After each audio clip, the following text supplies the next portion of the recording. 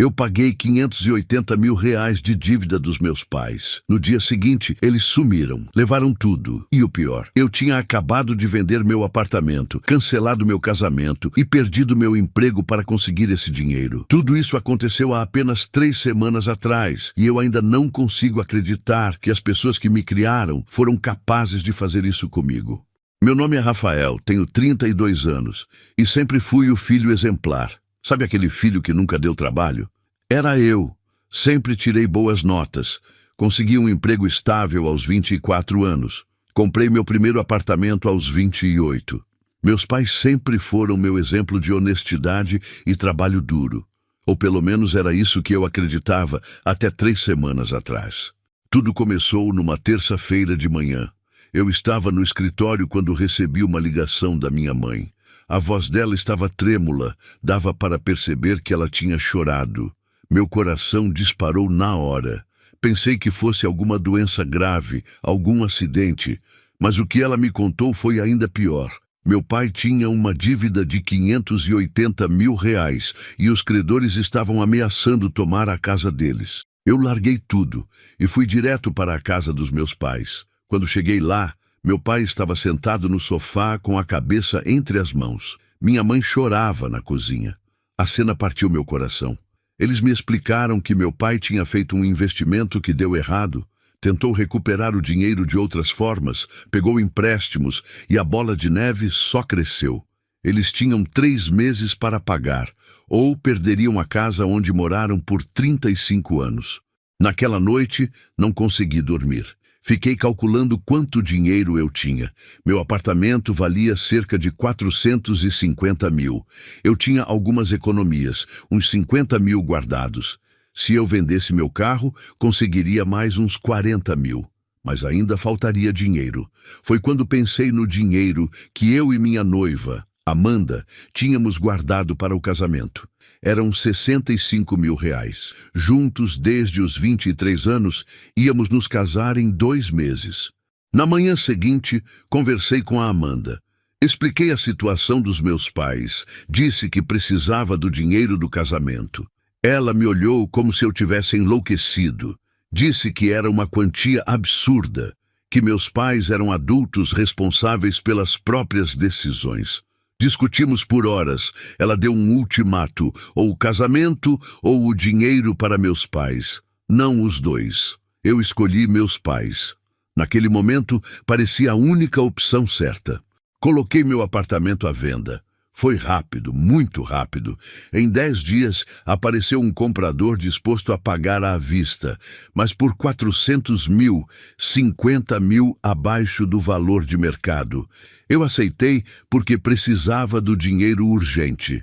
Vendi meu carro por 38 mil. Peguei minhas economias. Usei o dinheiro do casamento que estava na minha conta. No fim, consegui juntar 560 mil reais. Ainda faltavam 20 mil. Foi quando fiz a pior decisão da minha vida. Peguei um empréstimo consignado no meu trabalho de 25 mil reais. Ia pagar por 5 anos, mas pelo menos teria o dinheiro completo para salvar meus pais. Repassei tudo para a conta do meu pai numa sexta-feira à tarde. Ele chorou, me abraçou forte, disse que eu era o melhor filho do mundo. Minha mãe preparou meu jantar favorito.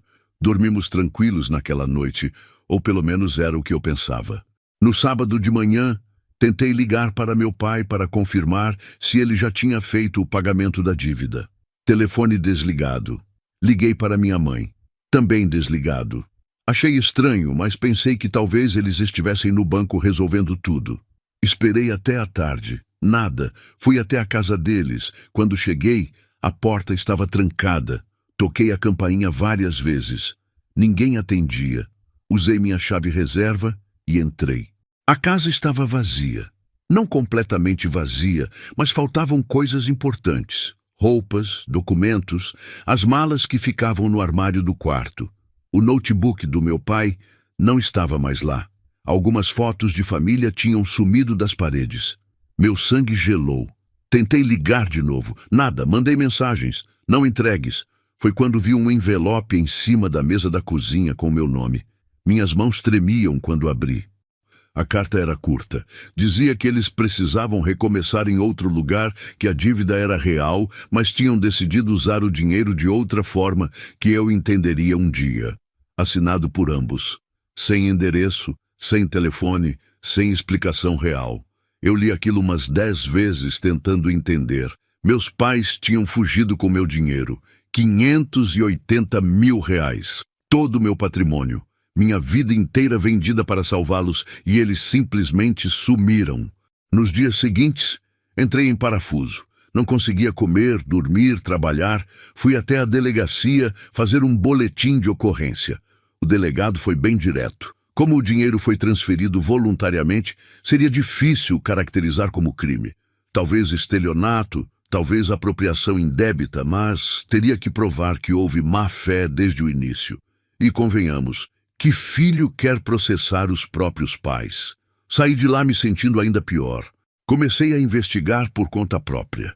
Liguei para os credores que supostamente estavam cobrando a dívida. Descobri algo chocante.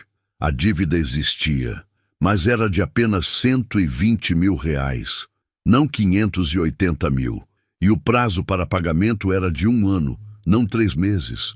Eles tinham mentido sobre tudo, multiplicaram o valor por quase 5 vezes, inventaram urgência, tudo planejado para me manipular emocionalmente. Fui atrás de mais informações.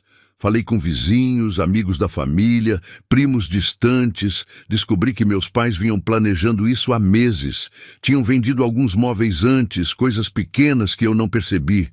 Comentaram com uma vizinha que queriam morar no interior, perto da praia. Disseram para um primo que estavam cansados da vida na cidade grande. Cada peça do quebra-cabeça me deixava mais revoltado. O pior foi quando descobri que não era a primeira vez. Conversei com meu tio, irmão da minha mãe. Ele me contou que 20 anos atrás, meus pais pediram dinheiro emprestado para ele, uma quantia considerável na época, dizendo que era para pagar uma dívida urgente. Nunca devolveram. Ele se afastou da família por causa disso. Eu sempre achei que a briga entre eles tinha sido por bobagem. Nunca imaginei que meus pais fossem capazes de fazer isso com alguém da própria família. 2 semanas depois do sumiço, recebi uma ligação de um número desconhecido. Era minha mãe. Meu coração disparou. Parte de mim queria gritar, xingar, descontar toda a raiva. Outra parte só queria entender. Ela falou primeiro.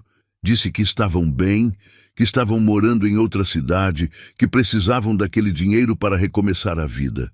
Que eu era jovem e conseguiria me recuperar. Mas eles já estavam velhos, e aquela era a última chance deles de viver sem dívidas. Eu não conseguia acreditar no que estava ouvindo. Perguntei sobre a dívida real de 120 mil. Ela ficou em silêncio. Depois admitiu que sim, era esse o valor. Mas, segundo ela, eles precisavam de mais para começar uma vida nova, comprar uma casa pequena, ter uma reserva. E eu era o filho deles, tinha a obrigação de ajudá-los. Obrigação. Essa palavra ecoou na minha cabeça. Eu tinha feito tudo por amor, por acreditar que estava salvando minha família. Para eles, era apenas obrigação. Perguntei se eles tinham noção do que fizeram comigo. Contei que tinha perdido meu apartamento, meu carro, minha noiva, e agora tinha um empréstimo de 25 mil para pagar sozinho, que estava morando num quarto alugado porque não tinha mais nada. Minha mãe suspirou e disse que eu era exagerado, que em alguns anos eu estaria bem de novo, que eles criaram um filho forte e capaz, e que um dia eu entenderia que pais vêm primeiro.